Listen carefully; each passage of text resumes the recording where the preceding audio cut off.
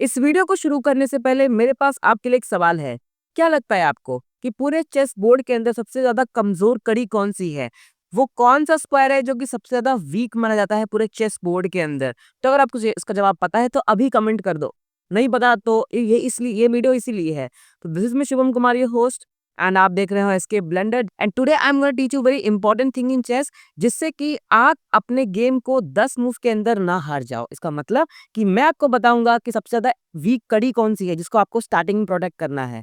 तो वो वीक कड़ी है F7 और F2 स्क्वायर। अगर हम खुद की बात करें तो हमारे को प्रोटेक्ट करना होता है F7 स्क्वायर को, ये हमें प्रोटेक्ट करना है। अगर हम बात करें अटैक की तो हमें अटैक करना होता है F2 स्क्वायर पे। अगर मैं सिमिलरली बात करूं व्हाइट के लिए, तो व्हाइट के केस में हमें डिफेंड करना होता है F2 स्क्वायर को और अटैक करना होता है S7 स्क्वायर को, बिकॉज ये सबसे ज्यादा कमजोर कड़ी मानी जाती है।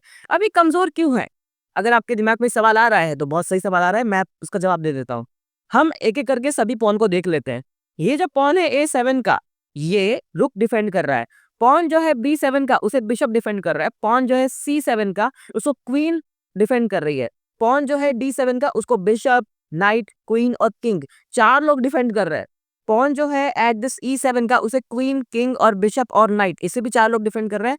लेकिन जो F7 का स्क्वायर है, उसे सिर्फ और सिर्फ किंग डिफेंड कर रहा है, उसे कोई और डिफेंड नहीं कर रहा है। एंड जो G7 का है उसे बिशप कर रहा है, दैट्स फाइन। H7 को रुक कर रहा है, दैट्स गुड। लेकिन F7 को सिर्फ और सिर्फ किंग डिफेंड कर रहा है। तो कहने का मतलब ये है कि F7 पे कोई भी कोऑर्डिनेटेड अटैक, कोऑर्डिनेटेड का मतलब होता है कि दो लोग जब साथ मिलके उस F7 पे हमला करेंगे तो ये हो जाएगा चेकमेट, अगर किंग के पास कोई और रास्ता नहीं होगा। एंड कोई भी पीस इस F7 पे बहुत ही दूर से हमला कर रहा है तो किंग उसको रोक नहीं पाएगा। किंग छोड़ो, कोई पीस है ही नहीं जो उसको रोक पाएगा। इसीलिए ये बहुत ही खतरनाक चीज होती है। अब देखो, मैं बोल रहा हूँ ये थ्योरी है, आपको समझ तो नहीं आएगा, इसीलिए I have very good examples for you. तो चलो चालू करते हैं। इस पॉइंट पे हमें पहले ब्लैक से खेलना है। Let me flip the board. ठीक है, चल। लेट्स से हमारा ओपोनेंट प्ले करता है F3, हम प्ले करते हैं E6, वो प्ले करता है G4। मुझे बताओ सब लोग, चेकमेट वाला मूव कौन सा है? You like queen to this H4, check on this king and let's mate. क्यों? क्योंकि F2 सबसे ज्यादा वीकेस्ट स्क्वायर है। कोई भी piece other than this king इस F2 पे डायरेक्टली कंट्रोल नहीं कर रहा है, कोई कुछ नहीं कर रहा है। इसका मतलब किंग के पास बचने का लिए कोई रास्ता नहीं है। And that is checkmate in this just two move, इसे कहते हैं फूल्स मेट। तो आप समझ गए होगे कि आपको इसको बचाना है, इतना समझ गए होगे। Let me give you some more example, जिससे कि आप समझ सको कि हाँ, इसको बचाना काफी इंपॉर्टेंट है। चलो एक बार मैं आपको कुछ बहुत ही मस्त चीज दिखाता हूँ। We have F4 the king's gambit. आप प्ले करो यहाँ पे E5, ठीक है, दैट्स फाइन। वो टेक कर लेगा यहाँ पे। You play something like D6, वो टेक करेगा। And you play bishop takes on D6, इसे कहते हैं द बर्ड्स ओपनिंग, ठीक है। नाउ इस पॉइंट पे अगर आपका ओपोनेंट प्ले करता है नाइट C3, तो भाई देखो ध्यान से, F2 का स्क्वायर खुल चुका है, यानी कि किंग का दरवाजा, किंग के घर का दरवाजा खुल चुका है और वो कनेक्ट होता है इस क्वीन से। इसका मतलब queen to this H4, check on this king. कुछ तरीका नहीं है डिफेंड करने का, बिकॉज पॉन डिफेंड करेगा, यू टेक, पॉन टेक करेगा, करना ही पड़ेगा बिकॉज किंग जा सकता। And then you recapture it and that is checkmate in one again. You can see कि F2 का स्क्वायर वीक पड़ा, इसलिए ये हो गया है चेकमेट। चलो कुछ और एग्जांपल देख लेते हैं। इस पॉइंट पे हम प्ले करते हैं D4, the queen's pawn opening D4। हमारा ओपोनेंट प्ले करता है F5, इसे कहते हैं द डच डिफेंस, काफी अच्छी ओपनिंग होती है। Then we have bishop G5, attacking this pawn. हमारा ओपोनेंट सोचता है कि एक मिनट, अगर मैं प्ले कर दूं H6 और व्हाइट जाएगा पीछे, और ब्लैक प्ले कर दे G5, व्हाइट जाएगा पीछे, और व्हाइट प्ले कर दे F4, तो ये बिशप हो गया ट्रैप।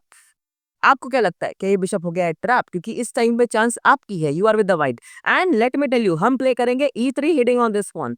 आप मुझे सच बताना, आप इस पॉइंट पे क्या प्ले करोगे? क्योंकि बहुत लोग प्ले करते हैं pawn takes on the bishop, and that just end of the game because we have queen H5, checkmate. मैं फिर से बता रहा हूं आपको, F7 पे कंट्रोल करना इज वेरी इंपॉर्टेंट। क्यों? क्योंकि F7 पे कोई कंट्रोल नहीं करता है, तो हम कंट्रोल करेंगे और हमने कंट्रोल किया तो ये हो जाएगा चेकमेट। तो ये तो बहुत ही नॉर्मल ट्रैप हो गए, क्यों ना मैं आपको कुछ मस्त दिखाऊं। So we have E4, E5, knight F3, knight C6 and bishop C4, इसे कहते हैं हम लोग द इटालियन सिस्टम, बहुत ही ज्यादा लोग खेलते हैं। हमारा ओपोनेंट प्ले करता है something like knight to this F6, हम प्ले करते हैं knight G5 hitting on this pawn. And guess what, जैसे मैंने स्टार्टिंग में बोला, कोई भी कोऑर्डिनेटेड अटैक, यानी कि जब भी दो पीस हमला करेंगे तो ये F7 पे कोई भी बचा नहीं सकता। इसको बचाने के लिए कुछ ना कुछ ब्लैक को करना पड़ेगा। बहुत लोग यहाँ पे करते हैं pawn to this D5 hitting on this bishop, we take, they take. अब इस पॉइंट पे what you have to do, still attack on the F7 square, because मैंने क्या बोला कि F7 पे कोई भी पीस डिफेंड नहीं करता, तो किंग को डिफेंड करना पड़ेगा। और अगर किंग बाहर आ गया तो तुम कर सकते हो उसको harass by playing queen to this F3, check on this king. अगर किंग ज्यादा है पीछे तो खत्म ही हो जाएगा भाई, because we have check, takes takes and then defend, takes, checkmate, ऐसा वाला।